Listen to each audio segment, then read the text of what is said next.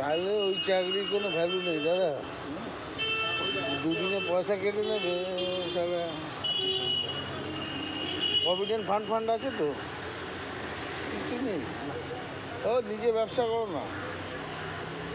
আর বয়স আছে? কেন বয়স নেই? আমার 57 বছর বয়স, আমার 57। আমি যদি করে খাই সারা দুনিয়া চষে বেড়াচ্ছি। এই ভালো কথা। ও ব্যাগগুলো, ও কাকা এখানে এসো।